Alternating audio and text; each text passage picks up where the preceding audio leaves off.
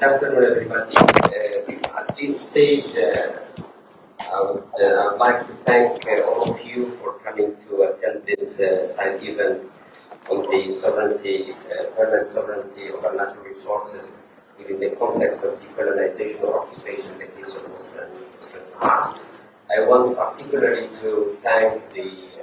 countries, the honorable ministers, the colleagues, ambassadors, representing the friendly countries of the people of Western Sahara. And I would like to assure you that you are on the right side of history and that ultimately justice will prevail.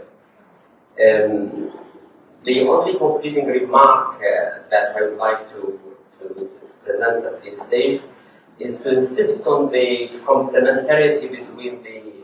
three jurisprudence, the international, the European, and the African, on the issue of Western Sahara, and that with the passing of the time, they have been consolidating, and that they are being consolidated and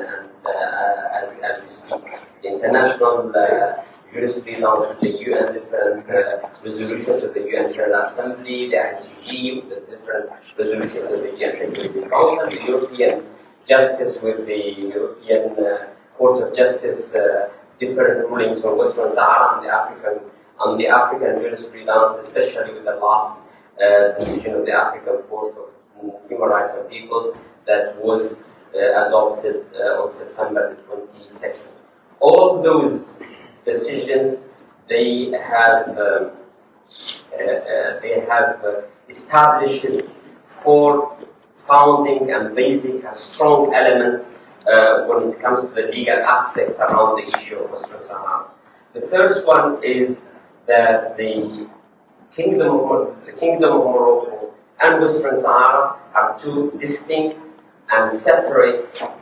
territories, and that the Moroccan presence in Western Sahara is indeed a military occupation of the territory. That's the first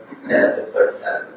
The second one is the fact that all of them insisted on the right of the people, genuine right, the inalienable right of the people of Western Sahara to self-determination via the genuine expression of the will of the people of Western Sahara in a fair and transparent referendum of self-determination. The third element would be the fact that the people of Western Sahara are legally represented by the Frente Polisario, which is a national movement of liberation in Western Sahara, and this is the sole and only legitimate representation of the people of Western Sahara. And the fourth one is the fact that there must be a consent of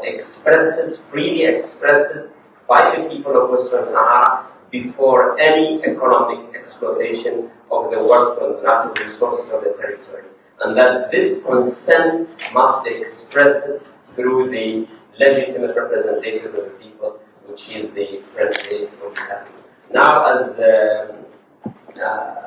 Gilles Devers and other panelists were explaining, we are expecting another new ruling from the European Court of Justice, which would hopefully confirm the initial ruling of the European General Court that was adopted in September 2021 to annul the agreements that were signed, ratified between Morocco and the European Union because of the illegal inclusion of Western Sahara. But we want to emphasize the fact that the Polisario, the Frente Polisario, is not, of course, is not against the development of the territory, is not even against the interests of Europe in having a partnership with Western Sahara. But that partnership must be done in the legal framework that was clearly stated by the UN, by the European Court of Justice, and by the African Court of Justice. And we said, and we keep on confirming our willingness to negotiate any new agreement with the European Union that would respect those different decisions. All what we ask for is just one day of free ballot where our people will be granted the right to decide about their destiny. And if Morocco is sure